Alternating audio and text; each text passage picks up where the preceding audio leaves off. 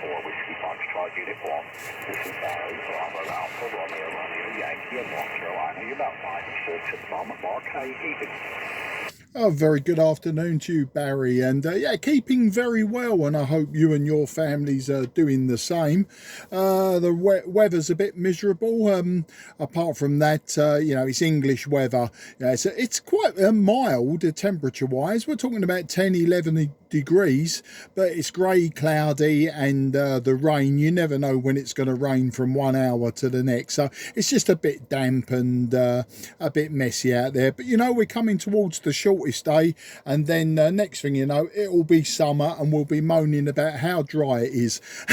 You're about a 5 and 6 to me, Barry, about 5 and 6. A little bit of QSB drops you down to about 5 and 4, but you're above my daily Santiago 3 noise floor.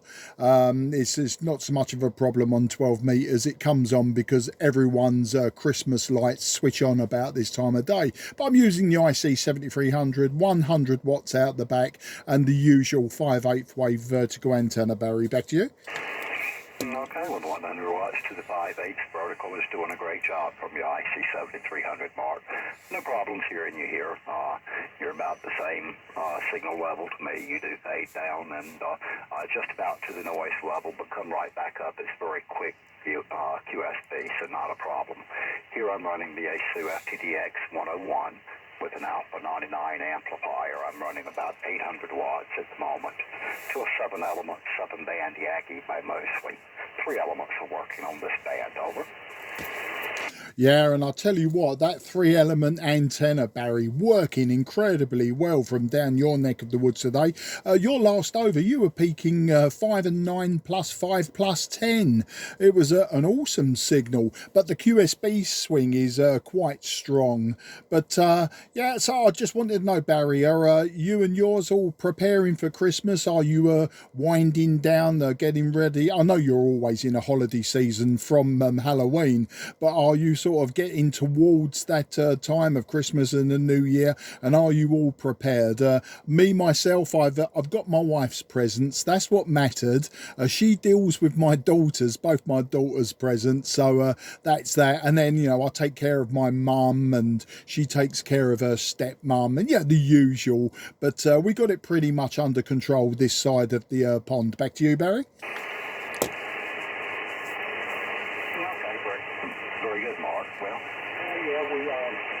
We don't celebrate Halloween here in our house, but we celebrate Thanksgiving. That's the one that you skip.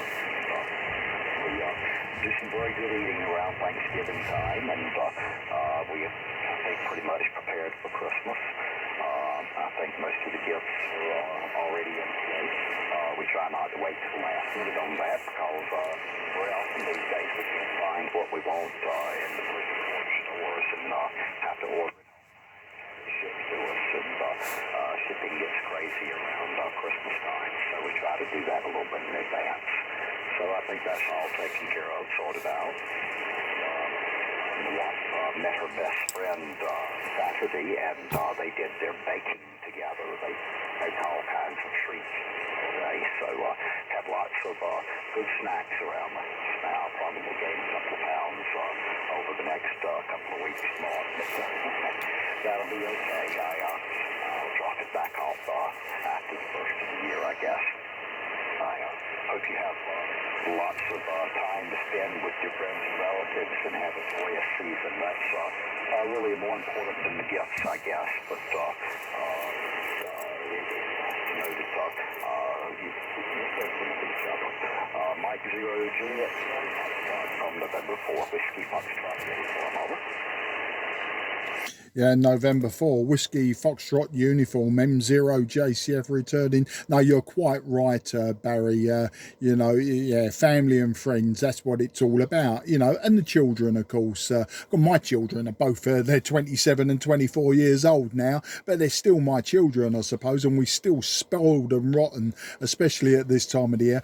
But my oldest daughter's birthday is in November, and my youngest daughter's birthday is in January, so you imagine that sort of all sort of merges into one great big celebration almost. So, you know, it is what it is, and we enjoying it. But yeah, we're having Christmas at home. Just me, my wife, and both my daughters are at home this year, and we'll be visiting family Boxing Day, which is obviously the next day after Christmas for us in the UK.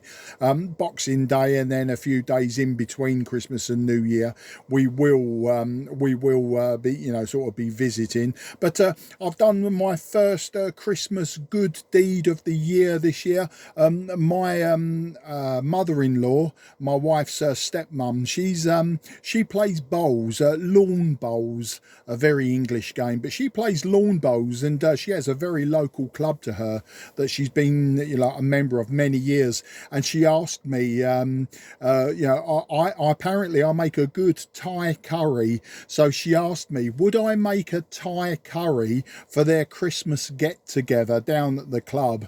And it was today, and when I asked how many people, and it was 25 mature ladies wanted one of my famous Thai curries. So this morning I was up at 9 a.m. When I say I was up at 9 a.m, I was up before that, but I was there chopping and frying chicken. I think it was around 36 chicken breasts was all chopped up and fried in batches.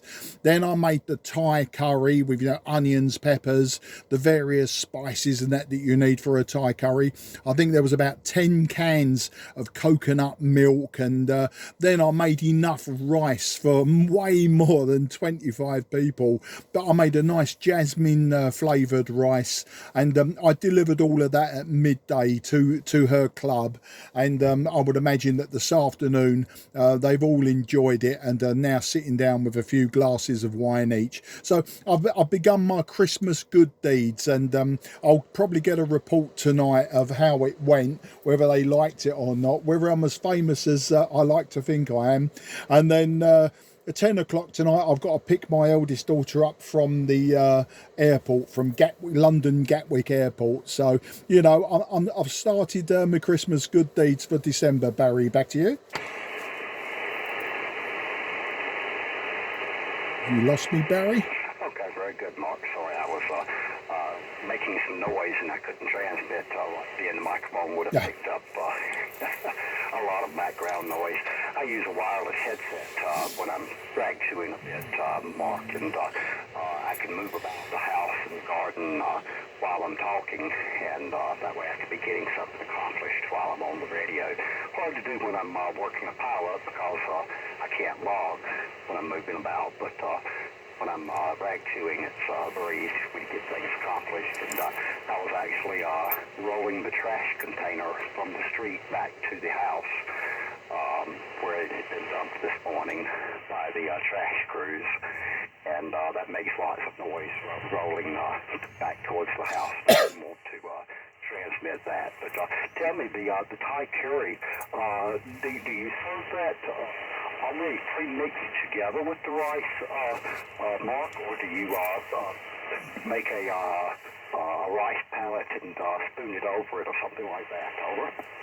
Yeah, okay. Well, I made about just under 2 kilograms of rice, but that will be separate. So I deliver it to them separately, and they can put it in their bowls on their plates or whatever, and then they spoon over the Thai curry, chicken curry over the top. And that's the way I imagine they eat it. And then they supply themselves with the various side dishes that they might have needed, you know. But I just did the main thing. Back to you. Okay, very good. My wife makes quite a few stir fries, and that's what we do very often is spoon it over rice, but usually not all mixed together while it's cooked. It's cooked separately, prepared separately, and then just spooned over after it's already prepared. But thought might be the way you do it.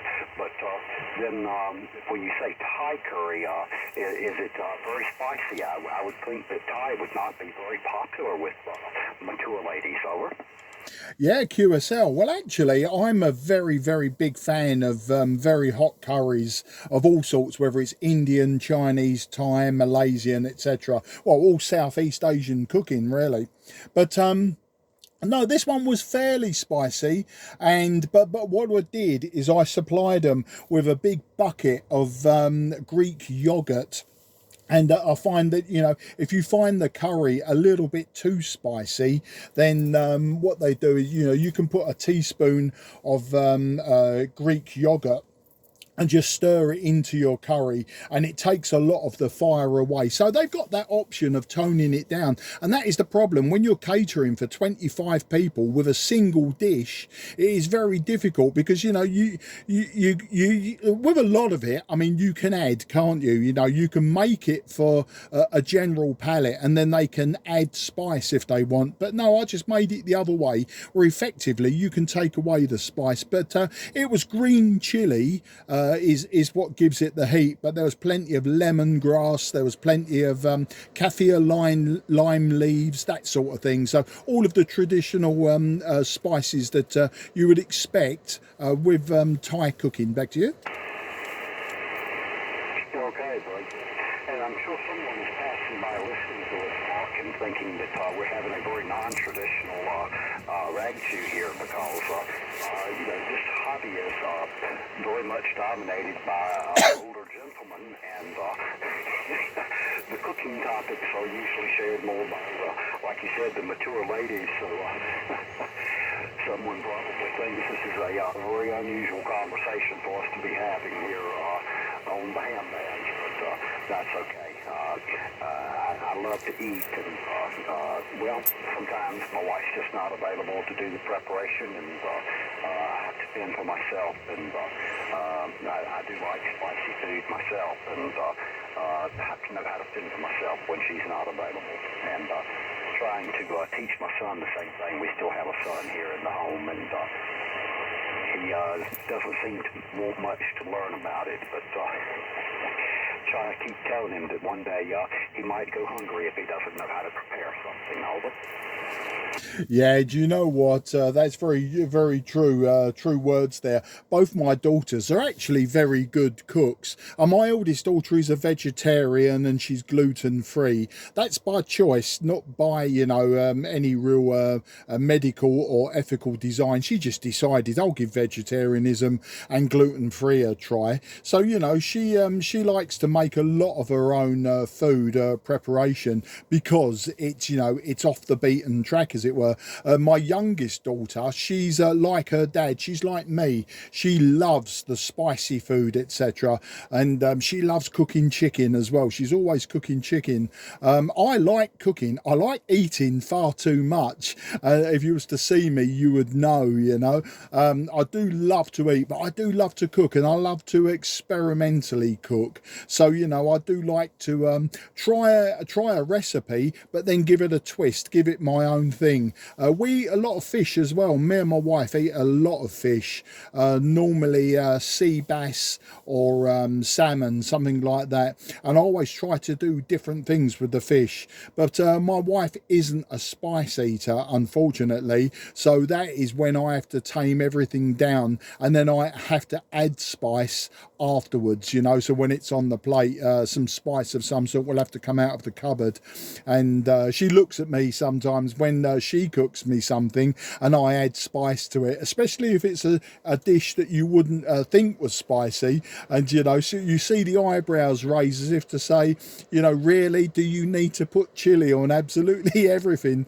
But I know what you're saying about the hobby as well, and you know, I find, you know, it depends, Barry. When you're talking to maybe someone who doesn't use English as their first language, then you know, we sort of read from scripts. I know when I talk to some Spanish, Italian, and other people in Europe, you know, I've almost got a script to read. It's sometimes in their own language, and you find once you've done the script, you sort of run out of that language. And I feel that a lot of people, they just want to make the contact.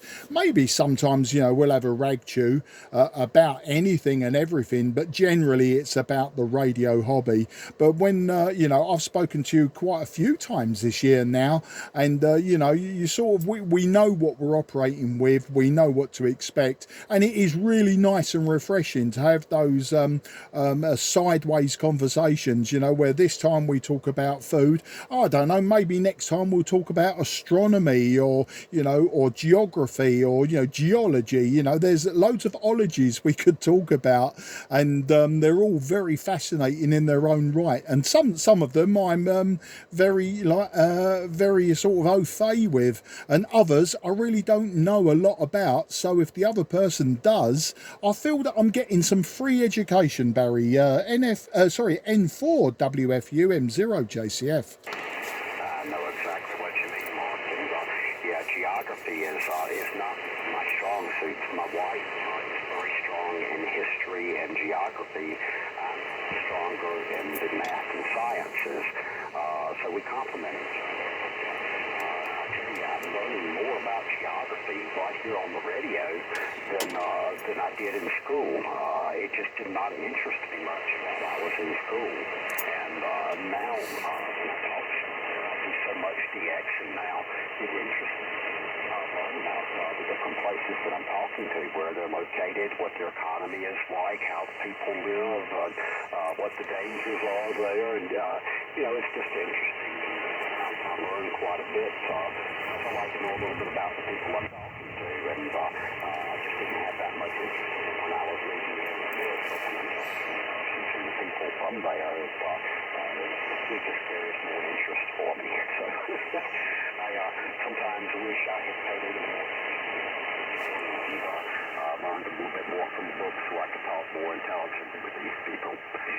Anyway, Mark, I'm going to let you go and see if talk to a few more, I think, and take my lunch.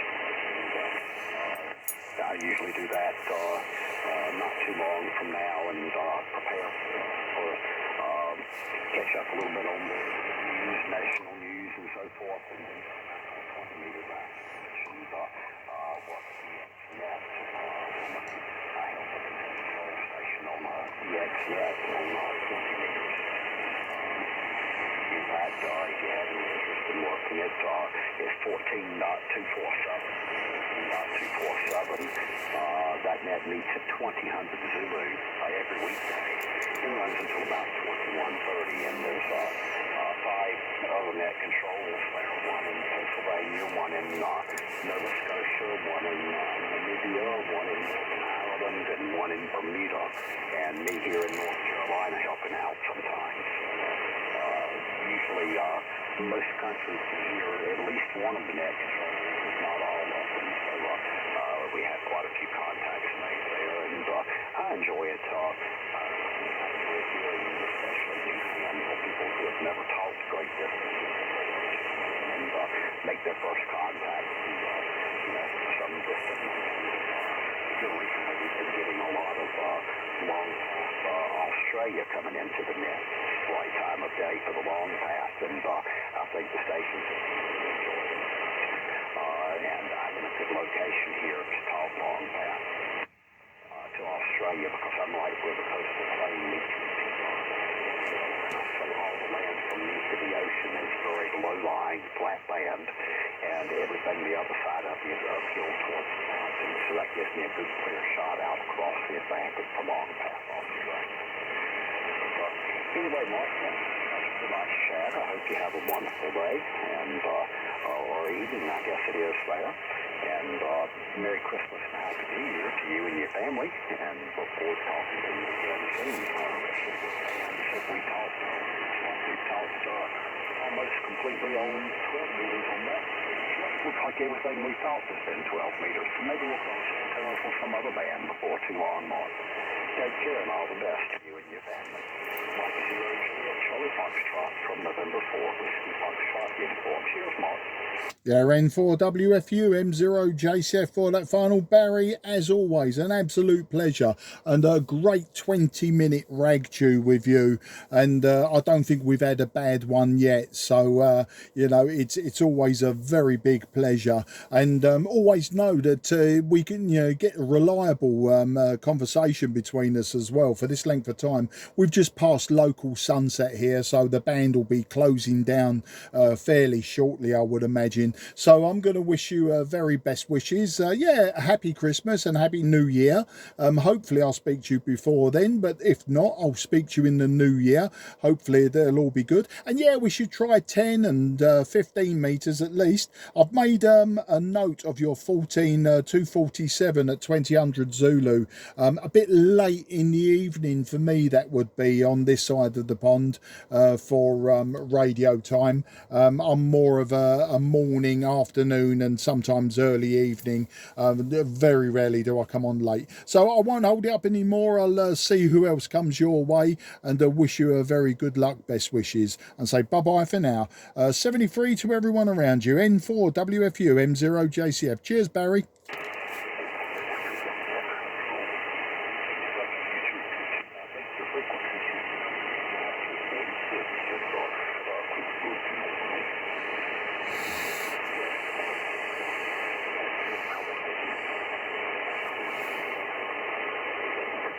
Yes,